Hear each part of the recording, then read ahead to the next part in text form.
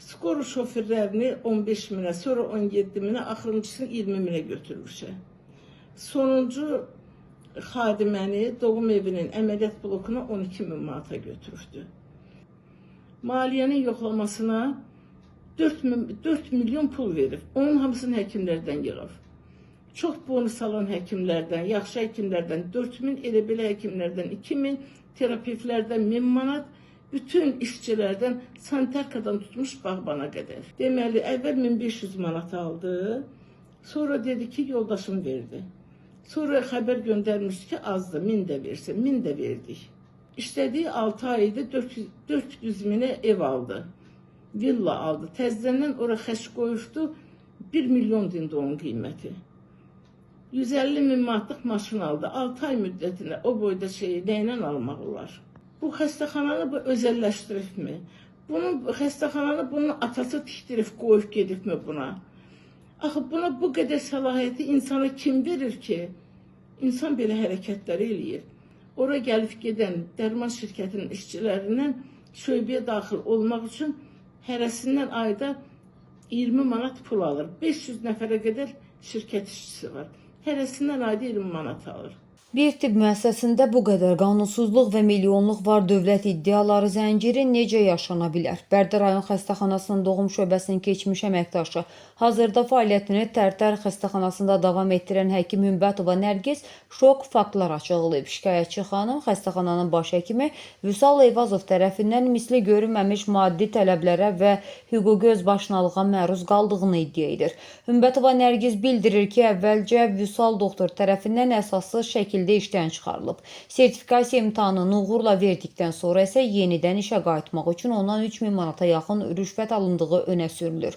Lakin iddialara görə təzyiqlər bununla da bitməyib. Baş həkim müxtəlif bəhanələrlə Nərgiz xanımdan dəfələrlə 500 və 900 manat civarında nağd pullar qoparıb. Sonra isə onu şərləyərək işdən çıxmağa məcbur edib. Cəmi 4-5 aydır vəzifədə olan baş həkimin bu qısa müddətdə özünə 400 min manatlıq ev və 150 min manatlıq lüks maşın alması isə ciddi suallar doğurur. İddialar təkcə rüşvət ittihamları ilə məhdudlaşmır. Müəssisədə ciddi sənəd və vəzifə saxtakarlığının aparıldığı iddia olunur. Bildirilir ki, baş həkim Vüsal doktor xəstəxanada icra edilən cərrahi əməliyyatların rəsmi qeydiyyatını digər həkimlərin adına yazdırır, reallıqda isə əməliyyatlara şəxsən özü daxil olur. Xəstəxanada baş verən bu gizli əməliyyat mexanizmi və korrupsiya zənciri aidiyyatı dövlət qurumlarının təcili yoxlanmasını tələb edir. Qeyd edək ki, sujetdə yer alan bütün ittihamlar Hümbətova Nərgiz xanımın subyektiv iddialarıdır. Jurnalist etikası qaydalarına uyğun olaraq adı çəkilən Vüsal doktorun və Bərdə rayon mərkəzi xəstəxanası rəhbərliyinin də məsələyə münasibətini və cavab mövqeyini yayımlamağa hazırıq. Araşdırmamız davam edir. Mən Hümbətova Nərgiz Əli qızı 1979-cu il avqust ayından Bərdə rayon mərkəzi xəstəxanasının doğum evində mama ginekoloq vəzifəsində işləyirəm. Çox rəhbər vəzifədə olanlar olubdur. Hamısı bizlə yaxşı rəftar eləyir, nə tər lazımdır o cür. Vüsal həkim iş başına gələndən aldı mənim gözümdən. Yalandan məni şərlədi. Məni şəratdı ki, bağışlayın məni. Güya mən 20 həftəlik hamiləlik sonlandırmışam. Bu mümkün olası bir şey deyil. Yalandan mənim üstümə şəratdı və iclas qurdu, məni işdən çıxartdı. Əmək fəaliyyətimə xitam verdi. 65 yaşım hələ tam deyildi. Hal-hazırda 70, 72, 75 yaşında həkimlər hamısı işləyirlər. Amma mənim əmək fəaliyyətimə xitam verdi. Dedi ki, mən səni işdən çıxardıram. Nə qədər nə dedimsə də xeyri olmadı. O məndən nə vaxtı pul istəmişdisə, bir dəfə pul istədi ki, reklam yazdırıram, 500 manat pul versin, vermişəm. Bir dəfə dedi ki, 500 manat versin, xəstəxananın həyətində stayanka düzəltdirəm, ora kömək eləsin. Yenə verdim. Bir dəfə dedi ki, xəstəxanaya ikinci darvaza saldırıram. Mənə pul versin, 950 manat. Mən də 900 manat verdim. Nə düzdür, o mən onu danışıram. Neysə, sonra yenə də mənlə yola getmədi. İlham məəttəl qalmışdı ki, bu niyə sağa qarşı belə eləyir. Sonra da əmək fəaliyyətimə xitam verəndən sonra mən şikayət elədim. Yoxlama gəldi, Mingəçevirdən icbari sığortanın zona üzrə rəhbəri Faiq həkim gəldi, yoxladı. Mən nə demişdimsə, qanunsuz olaraq bütün günü əməliyyatlar eləyir, hər əməliyyatdan 600-700 manat pul alır. Baş direktorun əməliyyat eləməyə ixtiyarı yoxdur. Bir belə pullar alır cəmaatdan. Nə istəyir, onu eləyir. Kimi istəyir, çıxardır. Neyse, Faiq həkim gəldi, yoxladı. Dedi, nə demişsizsə, başqa həkimlərin adına anketlər açılır, amma əməliyyatı Vüsal eləyir. Hamısı düzdür. Dedi, amma məni bağışlayın. Onun pulu da çoxdur, arxası da möhkəmdir. Mən onun öhdəsindən gələ bilmədim.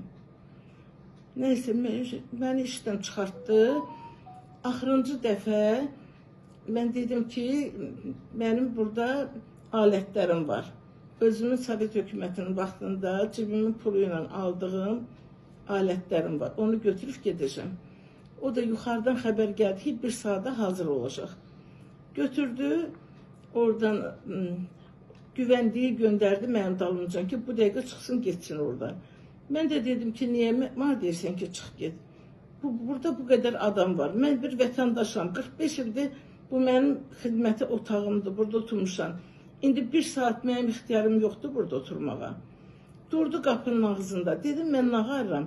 Mən dövlət çevrilişi eləyirəm. Mən insident eləyirəm. Mən kiməsə nəsə eləyirəm.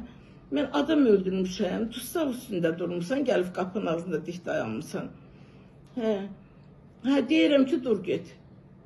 Mən ona dedim ki, sən qələt edirsən. Sənin ixtiyarın yoxdur mənə deyəsən, dur get. Bu dedi, baş həkimin əmridir. Vüsal həkimin əmridir. Dedim ki, Vüsal həkimə getdi ki, vəzifə səlahiyyətlərini aşmasın. Mən onsuz da bir saatdan sonra buradan durub çıxıb gedəsiyəm. Sonra evdə oturmuşdum bir neçə gündən sonra. Qapıya polis gəldi. Həkim, bəs sizdən şikayət var. Mən hətta qaldım. Məndən nə şikayət ola bilər ki? Mən getdim ona dedim ki, sən məndən təzələn mən getdim, imtahan verdim, sertifikat aldım, gəldim. Təbib məni göndərdi işə.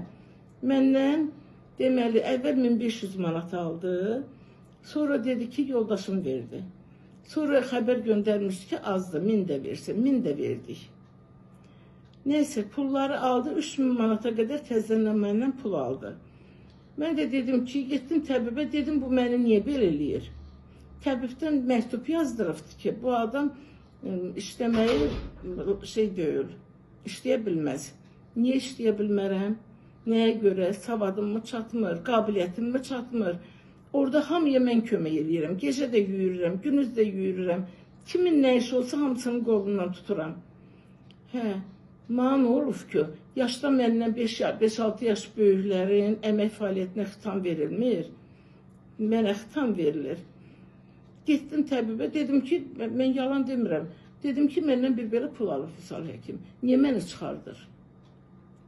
Neyse, qayıtdım, gəldim, dedi ki, məndən pul almışsan. Sən mənə pul vermişsən? Dedim, hə, vermişəm.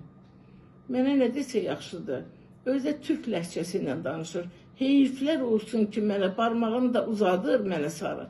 Heyiflər olsun ki, mən səni 3 ay işlətmişəm. Mən bilmirəm ki, bu xəstəxananı bu özəlləşdiribmi?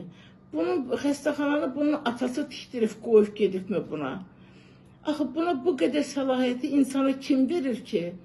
İnsan belə hərəkətləri eləyir. Mən istədim onun cavabını qaytaram, yoldaşım yanımdaydı, qoymadı.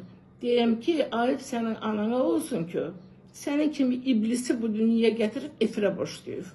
Bu cəmaatın başına sən bu qədər oyun gətirirsən.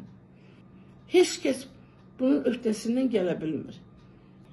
Bu adam, nə bilim, mən indi qalmışam tər-tərdə. Allah Sərxan həkimin ömrünü uzun eləsin. Allah onun balalarını saxlasın. Evdə oturduğum yerdə zəng elədi mənə. Həkim, dokumentlərini hazırla, sabah gəl otur Tərtərin xəstəxanasında işlə. Sərxan həkimi Tərtərin Mərkəzi Xəstəxanasının rəhbəridir. Bəli, buyurun. Məndən heç bir şey istəməyib, məndən heç bir şey umacağı olmayıb. Dedi ki, xala, mən razı olaram mı ki, belə bir vaxtda Sənin qabiliyyətinə də bələdəm, sənin hər bir şeyinə bələdəm. Sənin kimi adam evdə oturar. Bu çətin vaxtda, bu çətinlik vaxtda sabahları dokumentlərini hazırla, gəl, Tərtər doğum evində istəyəsən. Hələ mən 3 ilə yaxındır, Sərxan həkimə bir konfet də uzatmamışam ki, alabama bir stəkan çay iç. O adamın umacağı yoxdur. Allah ömrünü uzun eləsin. Yəni, dünyada belə kişi adamlar da var. Amma Vüsal həkim mənim bütün həyatımı puç eləyib.